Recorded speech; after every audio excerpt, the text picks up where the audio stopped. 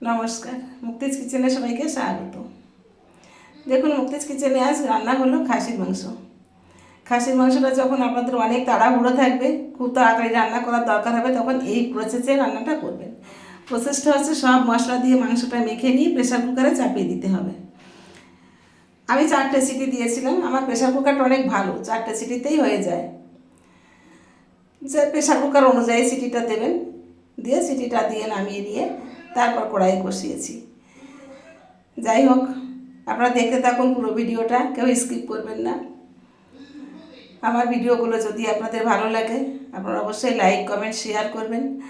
আমার পেজটাকে ফলো করে আমার পাশে থাকবেন। আমার ইউটিউব চ্যানেলটাকে সাবস্ক্রাইব করে পাশে থাকা বেল আইকনটি ক্লিক করবেন।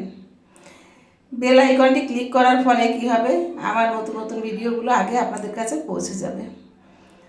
দেখুন মাংসটা আমি কীভাবে কষাচ্ছি। ওই বয়েল করা মাংসটাই আমি এবার কড়াইতে দিয়ে দিয়েছি, দিয়ে কষাচ্ছি। মাংসটা সুন্দর করে কষিয়ে নিয়ে আমি কিন্তু তেলটা খুব কমই দিয়েছি, কারণ এমনিতে তো খাসির মাংসটা তেল তেল থাকে, এর জন্য মাংসটায় তেল খুব কম দিয়েছি। কষিয়ে নিয়ে আলুটাও দিয়ে দিয়েছি ওর ভিতরে, দিয়ে ভালো করে কষিয়ে নিয়ে তারপরে ঝোল দিয়ে দিলাম। ঝোলটা দেখুন ফুটছে।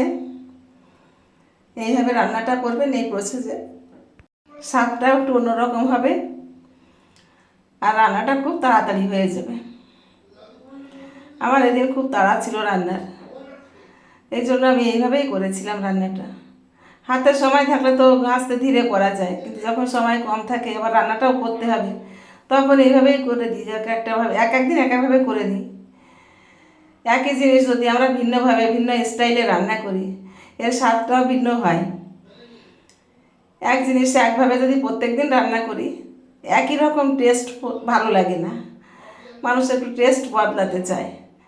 তো এক জিনিস যদি আমরা বারবার অন্য রকমভাবে করি, তাহলে দেখবেন খাওয়ার প্রতি একটা আকর্ষণ থাকবে। আমাদের মাংসটা আজকে সত্যিই একটু অন্যরকম হয়েছিল। সবাই খেয়ে বলেছে যে না, খুব ভালো হয়েছে। দেখে হয়তো মনে হচ্ছে তেল টেল কম আছে, কিন্তু তেল আমি ইচ্ছা করেই কম দিয়েছি, কারণ আমার বাড়িতে তেল টেল একটু কম খাওয়া হয়, তো এই জন্য। ধন্যবাদ সবাইকে। সবাই ভালো থাকবেন, সুস্থ থাকবেন। আজ এ পর্যন্ত।